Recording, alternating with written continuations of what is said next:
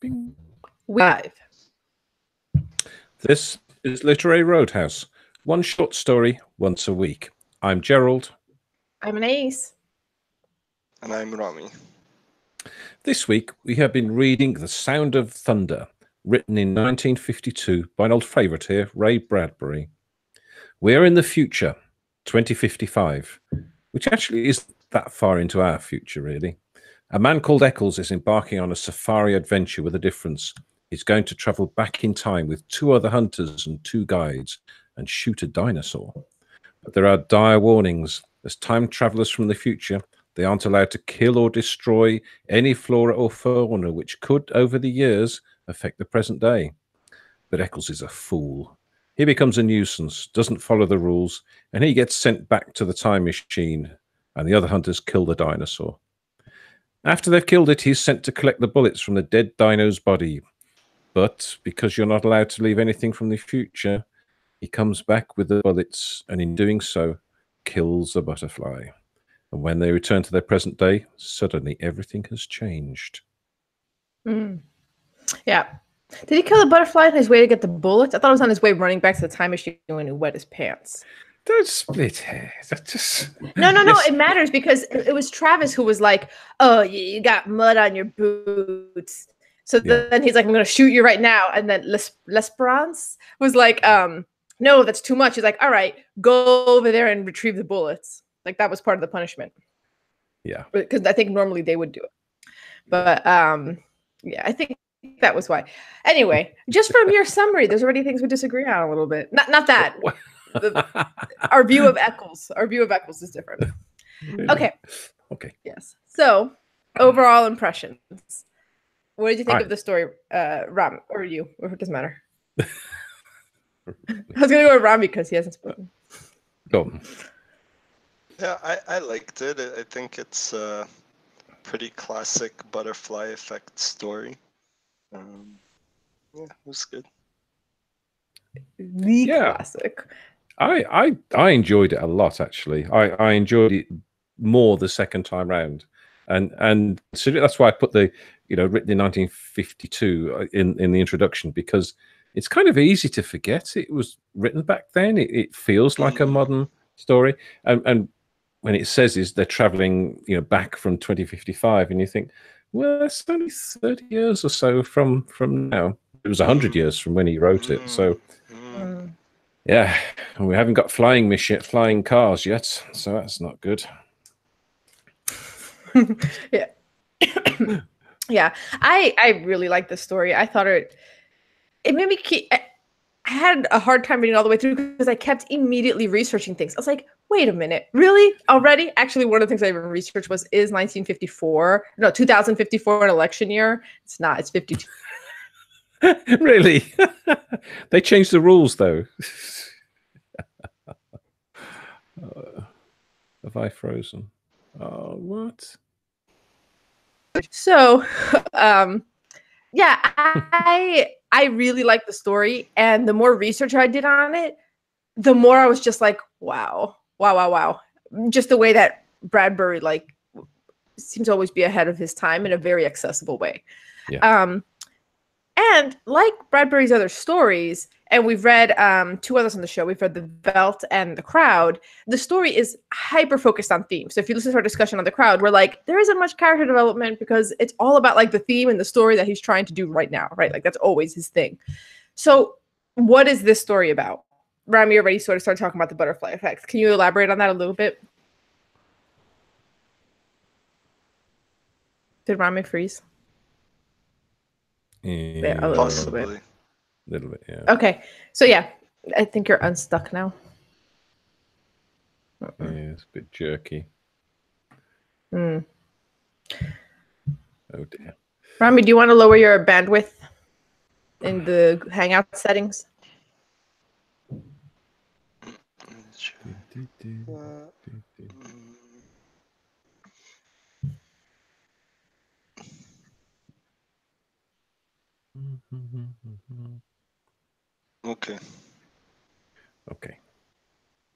Okay, so you were talking about the butterfly effect? Oh, yeah. So I guess I missed how long ago it was written, and when I said it's a classic, you said the classic. So I guess, yeah, a lot of stories have imitated the sort of ideas behind it. Back to the Future being one of them. But I wonder, why is it that killing the butterfly sets off this chain of events, but not killing the Tyrannosaurus Rexes? Because the T-Rex was going to die anyway. That's what the hunters find out in advance. They go back, they find a T-Rex is going to die by a falling tree. So that's the one they mark, so that when they come back the second time with the hunters, they kill it like just before it's going to die. Yeah. Yeah, I guess. Yeah, there still seems to be like a lot of variables that also could offset things. But yeah, for the purposes of the story, I think it makes sense. Rami's arguing the science, but that can't happen. I mean that's fair, because like, if Ray Bradbury is taking this much time to go through the science of things, and he's trying to like cross every T, dot every I, like, oh wait, but the bullets, oh wait, but the this and the that, and then it's like, well, if you're engaging in this game, I think it's fair for Rami to be like, well then, sir, like you're inviting that level of scrutiny when you're like, obsessing over every detail like that. Yeah, I guess. So one of the things about the butterfly effect is I started looking up and I was like, how old is the concept of the butterfly effect? So it's included in chaos theory. And the first time that everyone ever wrote about the effect, but didn't call it a butterfly. They were just writing about the idea that a tiny change over time can have huge consequences. The first one was written in 1800 in The Vocation of Man by Johann Gottlieb Fichte. And it was about grains of sand, like moving grains of sand, or like it can have a huge consequence. And it appeared a few more times over the 1800s. And the first like known depiction of using a butterfly to prove that is this story, but it still wasn't coined the butterfly effect after this. It was the first time that somebody used a butterfly to demonstrate it, but the butterfly effect that we think of typically it doesn't have to do with killing a butterfly, it has to do with the flapping of butterflies' wings. Yeah. And that comes from Edward Lorenz, an American mathematician, and he would do a lot of weather models, and he was looking at, he was thinking about how the flapping of butterflies' wings in one area might even, sway a tornado's path, way down the line in ways that we can't predict. And the first time he modeled this, the model itself looks like a butterfly too, which is, which is nuts. And it's on Wikipedia if you look up the butterfly effect. But yeah, the first time a butterfly was used is this story, but it wasn't coined that yet. It wasn't coined that until 1969 by Edward Lorenz. So I went down a rabbit hole. I was like, whoop. Yeah, because that's excellent. I was just so surprised. I was like, really? Because here's the thing: if somebody had written a story about the butterfly effect and it was an actual goddamn butterfly on the bottom of a shoe, written in 2018, would be like, what a hacky move. But in 1952, it's not, right? No. It's the first time it was a butterfly. Very good. Yeah, it was. Yeah, I think yes. I suppose. And it's kind of hard because with this sort of thing, you see this a lot on TV and in the movies, where some of the science is well thought out and well argued, and some of it is just sort of glossed over and just, okay, we'll take a leap of faith with that. So yeah, Rami's right. Really, there are some issues with it, but overall, yeah. To make the point that he needs to make, I think the science was fine. But it does go into a lot of detail about how Time Safari mitigates all these huge risks and even legal jeopardy. They have all this graft on the government, so the government won't shut them down, which, makes me wonder a little bit, like, the huge risks, yet you're doing this anyway to kill animals. So I feel like there's a second message or a second moral or lesson beyond just like demonstrating the butterfly effect, and that's what I really want to get into, because the setup here is a business that is insanely reckless that can have consequences for the entire globe, and they're doing it anyway, and for what end? Yeah Yeah, it's obviously a commercial gain. It's I think it's probably a swipe at commercialism, and capitalism, and you see it all the time, and you suspect it's happening all the time, that you, especially with equipment or factories or power stations or anything, there is a trade-off between safety and cost, and someone has to say, yes, it's safe enough and we can afford to do it. And where is that where the crossing of the lines, that's the tricky thing. And that's where sometimes you think the people who are more interested in the money are prepared to push the boundaries a little bit and stretch that safety aspect. Mm. Yeah.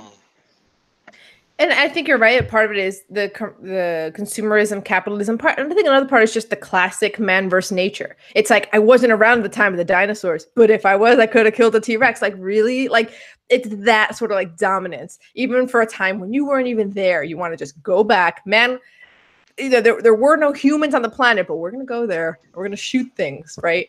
There's something just like very critical of human nature in making because like a safari doesn't have to be to kill things. You can have a safari to just look at things, right? But no, this is a shooting safari. And also, I mean, on the same topic of this whole time travel thing, how does killing Eccles at the end change the present day? Because Travis presumably shot Eccles and killed him, but that was after the dictator authoritarian president was elected, so it's not gonna undo the events. Like, they would have to go back in time and maybe kill Eccles when he was younger or something, which would have its own chain reaction.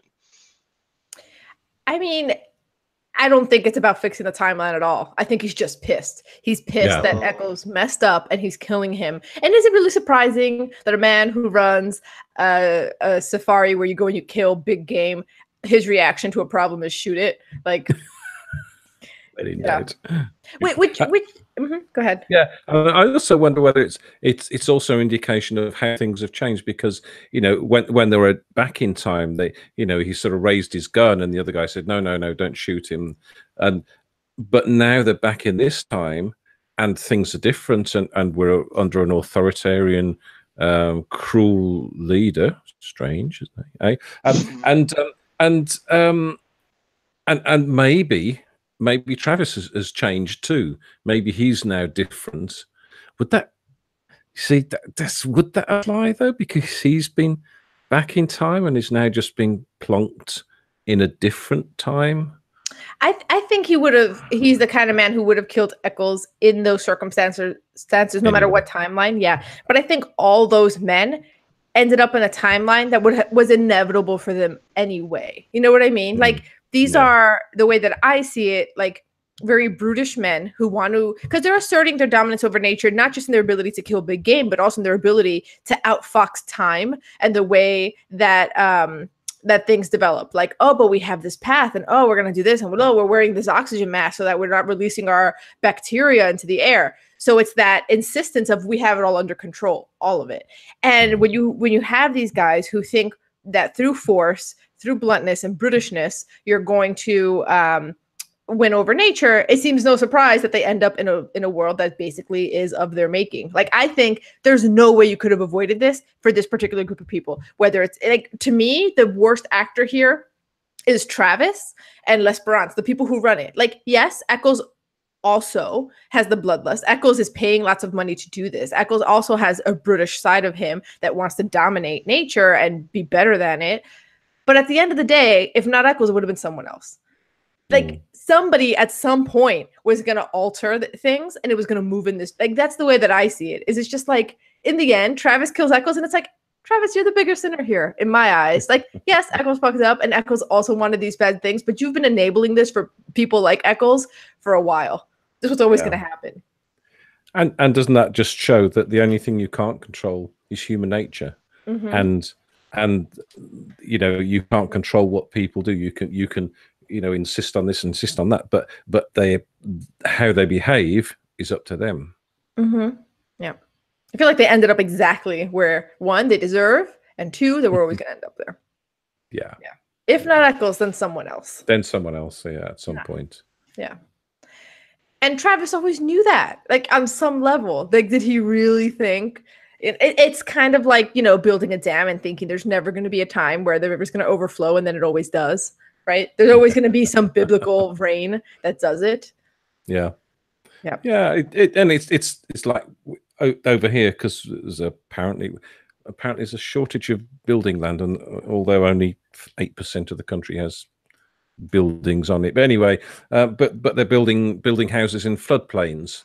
I say, yeah, it's okay because we're doing this and we're taking care of that. And you think, no, don't want to do that. No, especially now with global warming happening. I don't think you're prepared at all. No, exactly. I don't think you're going to predict how bad it's going to get. Yeah. Which again, it's a little bit like, this sometimes to me had a slight. In 1952, people already knew about global warming. It had already been discovered, but it wasn't as well understood as it is now. And even though it's not about global warming, as I read it, there was little like bits of it that kept coming up for me. Not a direct one-to-one, but just this idea of like, just what I was saying. If we have this path, if we do this, if we do that, we can still do what we want. We don't have to ever not do what we want and things will go the way that we want them to be. Like, oh, well, it just, there was something about that hubris that I thought had a parallel, that man versus nature story that we're living in our life. Yeah. Yeah, I think you're right. It's it's a great setup, a great, the whole great paradox for putting people from present day back in a different time, controlled but not controlled, and the whole killing thing is not good either. And the further back you go, the greater the risk. If you only go back one generation and accidentally kill a butterfly, you're not going to have as big an effect. It's the 60,000,000,255 years that did it. So it's like extra hubris. Like, you don't even have like let's minimize risk by not going back more than 50 years. No. They push it. Yeah. Mm-hmm. Pretty good time machine to exactly spot them in all that way back and spot them to within a couple of minutes of a certain event, i.e. the dinosaur dying anyway. I'm quite impressed with the technology. #science. Yes. #science. You gotta love it. Yeah. Remember, were you about to say something? No, I'm just thinking, reflecting about all the details, because even with the retrieval of the bullets, I guess they would have had to retrieve the bullets each time they went on these prehistoric safaris. But I think in the story, Eccles sounded surprised, like he remembered, oh yeah, the bullets, as if like this wasn't something that was routine. He would have accounted for. I mean, I think normally Travis or L'Esperance, but that might just be imbuing things, would have gotten it. The punishment was making Eccles, the tourist, do it. Yeah. But, oh, you were going to say something, Gerald? No. It's all right. That there were all of this, like, heavy sciencey stuff. It didn't get too wonkish. It didn't get too into the weeds, but just like making sure like you're addressing any doubts in the reader's mind.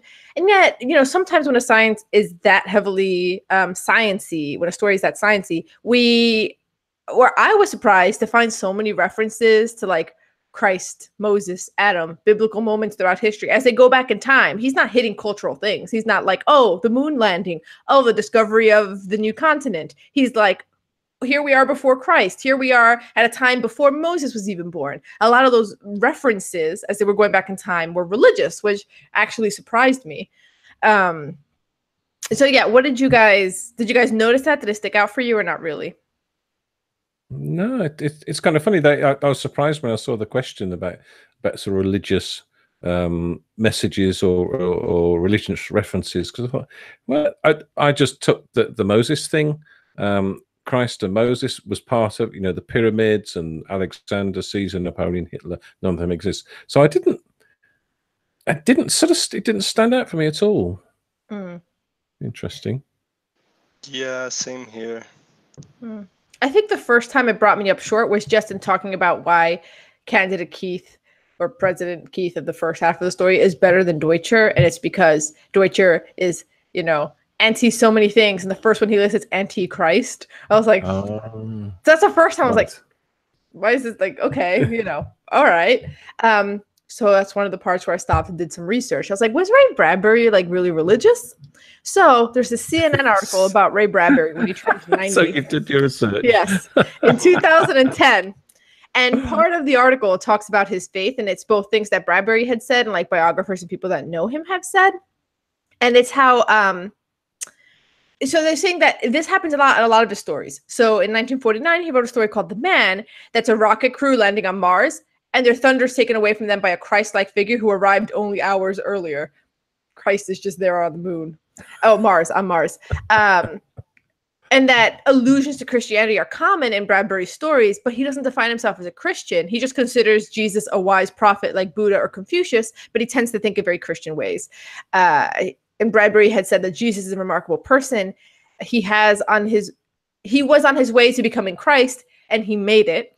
And then Weller, the author of the Bradbury Chronicles, The Life of Ray Bradbury, so biographer, says that his religious antenna was most attuned to Christianity. The guy keeps writing about Jesus, but he doesn't consider himself a Christian. He says faith is necessary, but that we should accept the fact that when it comes to God, none of us knows anything. I just found it very surprising. So apparently there's like Jesus all over his works.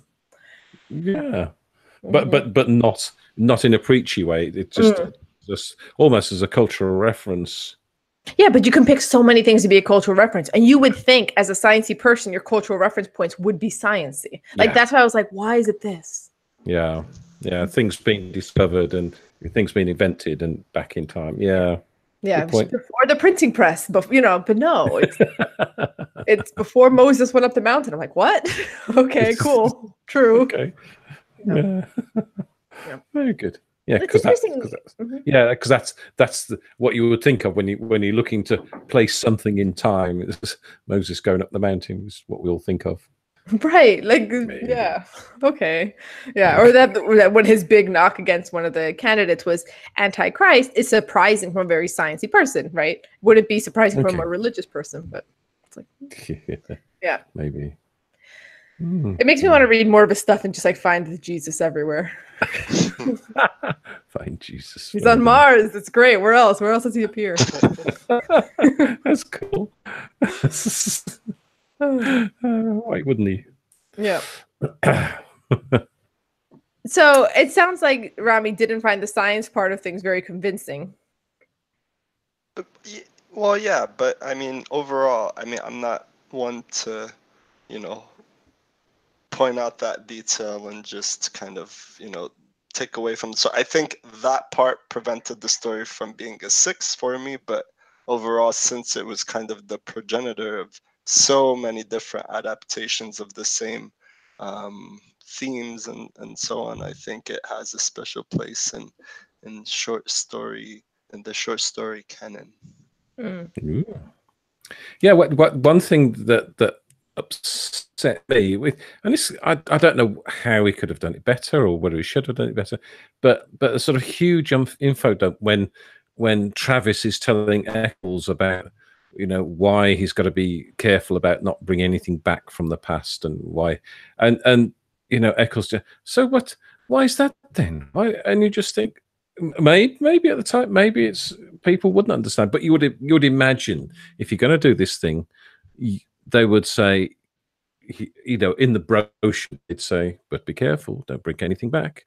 I don't know, it just seemed so like two or three paragraphs of blah, blah, blah, blah, blah. And then, this is why we can't bring anything back or change anything. And so that seemed a bit preachy to me, to be honest. And there was religious stuff in that too. That was another part. that Travis info dump with all of that, which actually I think I sort of enjoyed a little bit. Because it just seems really intense. Travis was very intense. But destroy this one man and you destroy a race, a people, an entire history of life. It is comparable to slaying some of Adam's grandchildren. Like, geez, okay, back to biblical characters constantly. Yeah. Again, I didn't notice that. It just read straight over it. It's Yeah. I did wonder, because when you mentioned sort of religious themes, where's this religious thing? Near the start, that it was talking about the time machine, and a touch of the hand and this burning wood on the instant beautifully reversed itself. Wrinkles vanish, everything flies back. Da da da.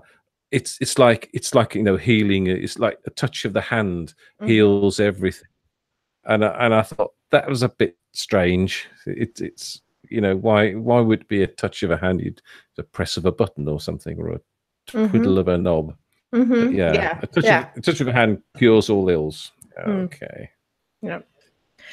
Also, normally when we read the Bradbury stories, we always talk about how he doesn't dwell too much on descriptions, but in this one he did. He really went hard on the Tyrannosaurus Rex description, and I loved it. I thought it was very good.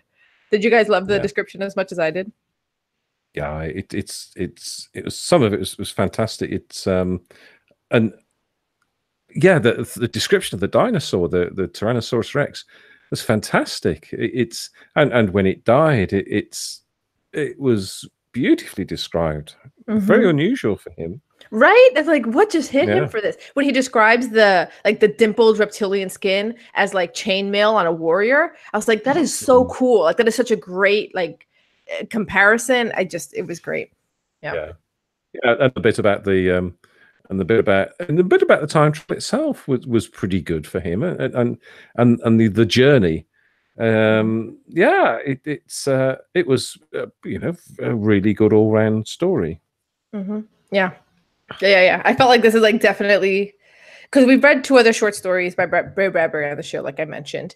So I'm starting to get a feel for his work, but this one definitely shines. It's most similar to the Veldt to me, because the Veldt also has that, like, you're in a savannah, you're removed from the real world. Yes. And it has a lot of man versus nature in it as well.